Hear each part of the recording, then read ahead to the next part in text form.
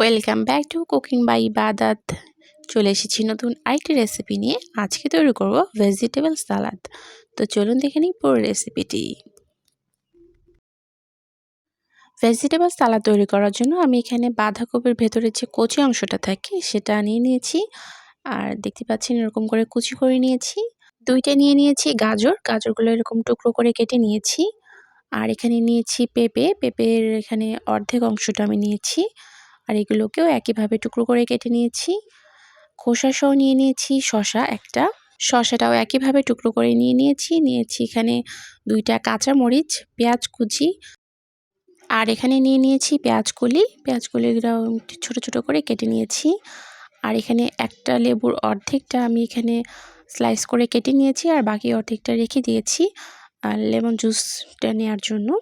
এখন দিয়ে নিচ্ছি স্বাদ মতো লবণ, জিরা গুঁড়া দিয়ে নিচ্ছি 1/2 চা চামচ, ধনেপাতা কুচি দিয়ে দিচ্ছি পরিমাণ মতো। এখন লেবুর বাকি অংশটা আমি এখানে রসটা দিয়ে দিব।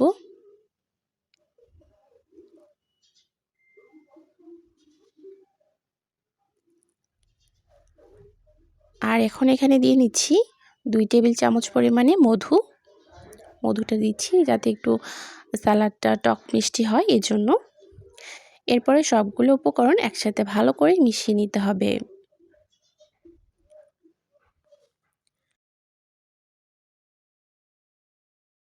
এই সালাডটা তৈরি করার সময় 2-1টা সবজি যদি কম থাকে তাতেও কোনো সমস্যা নেই। আপনারা সালাডটা তৈরি করে খেতে পারেন। আর সেই সাথে আপনাদের পছন্দ মতো সবজি এখানে আরও অ্যাড করেও নিতে পারেন। আমার চ্যানেলে আরও একটি সালাদের রেসিপি দেওয়া আছে, সেটা চিকেন ভেজিটেবল সালাদ।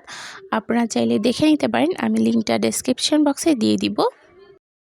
আপনারা যারা এখনও আমার চ্যানেলটি সাবস্ক্রাইব করেনি তারা এক্ষুনি আমার চ্যানেলটি সাবস্ক্রাইব করে দিন এরকম আরও মজার রেসিপি পাওয়ার জন্য। সালাডটা মিক্স করা হয়ে গেছে, সবগুলো উপকরণ একসাথে বেশ ভালো করে মিশে গেছে। এখন সালাডটা পরিবেশন করে নেব। তৈরি হয়ে গেছে মজাদার ভেজিটেবল সালাদ। এই সালাডটি কিন্তু স্বাস্থ্যের জন্য অনেক উপকারী, কারণ এখানে অনেক রকমের ভেজিটেবল আছে। অনেক সময় সবগুলো ভেজিটেবল খাওয়া হয় না, তাই এরকম সালাদ তৈরি করে যদি খাওয়া হয় তাহলে দেখবেন একসাথে অনেকগুলো সবজি খাওয়া হয়ে গেল। আর সেই সাথে যারা ডায়েট করছেন তারাও কিন্তু এই ভেজিটেবল সালাডটি ট্রাই করতে পারেন। আশা করব আপনাদের কাছেও ভালো লাগবে। সবাই অবশ্যই আমার আজকের এই রেসিপিটি ফলো করে এই ভেজিটেবল সালাডটি ট্রাই করবেন। নিশ্চয়ই আপনাদের কাছেও অনেক ভালো লাগবে। আর রেসিপিটি আপনাদের কাছে কেমন লেগেছে অবশ্যই আমাকে কমেন্ট করে জানাবেন। যদি ভালো লেগে থাকে তাহলে ভিডিওটাতে লাইক দেবেন, শেয়ার করবেন। আর আমার চ্যানেলটি সাবস্ক্রাইব করতে কিন্তু ভুলবেন না। সেই সাথে পাশে থাকা বেল আইকনটি বাজিয়ে রাখবেন, এতে করে আমি ভিডিও আপলোড করার সাথে সাথে ভিডিও নোটিফিকেশান আপনাদের কাছে পৌঁছে যাবে। এতে করে আপনারা আমার কোনো ভিডিও মিস করবেন না। আজকের মতো এখানেই বিদায় নিচ্ছি। ভালো থাকবেন, সুস্থ থাকবেন। খোদা হাফেজ।